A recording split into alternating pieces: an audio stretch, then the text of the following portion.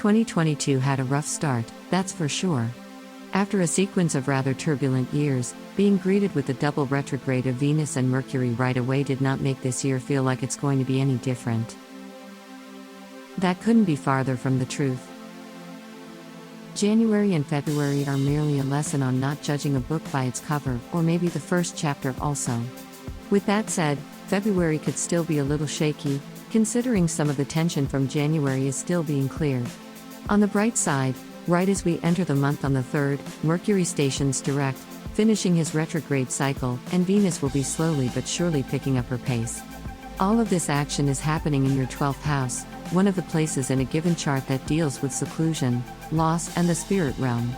You'll notice that this house will continue to play a prominent theme throughout the month as a hefty amount of planets will be transiting through it. This could mean that, especially around Mercury's station, you may need to spend some time alone to process some of what happened in January. This is because, chances are, it was quite the grim month, but as the resilient Aquarian survivor that you are, you just powered through it without giving too much thought to the mental health repercussions of such events. It's time for self-care. On that same day, another quite important transit will also be happening in your first house of self and identity. Both Saturn, the ruler of your sign, and the Sun will conjoin there, generating some exciting results. The energies of these two planets are quite contrasting, as the Sun is hot and vibrant, and Saturn is cold and sluggish. You might find that because of this transit, you'll phase through these different states of being. It's important not to push yourself too much, especially if you're an Aquarius who was born at night. Saturn can be somewhat challenging for night births, especially when it appears in such an important place in your chart, such as the first house. It would be wise to take the time to rest and find the light of the sun through a brief separation from the external world so that you can think on the next course of action that feels the most authentic to you. The year is sure to start picking up after February, so take this period of inactivity as a blessing in disguise. For the Aquarius born during the day, however, you may experience more of the solar aspects of this transit. You may find that people will look up to you as a source of wisdom at around this time. Embrace it, but don't let them suck up too much of your energy. You still need to recharge. Moving forward, but readdressing the 12th house matters, Venus and Mars will also conjoin in that place from the 15th to the very end of the month when they join Pluto on triple conjunction. This transit can be quite introspective and could urge you to think seriously about your alliances and friends along with enemies and competitors.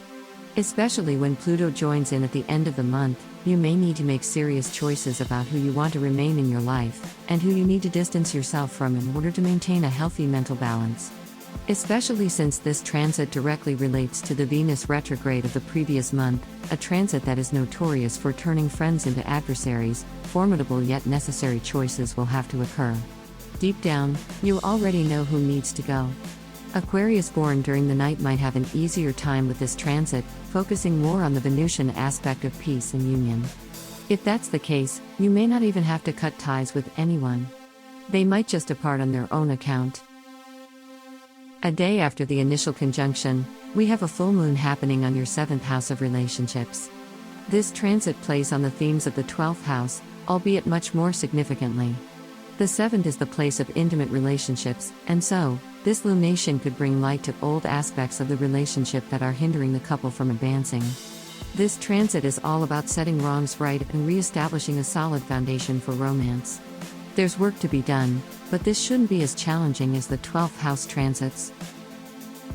Like aforementioned, February is a little tense.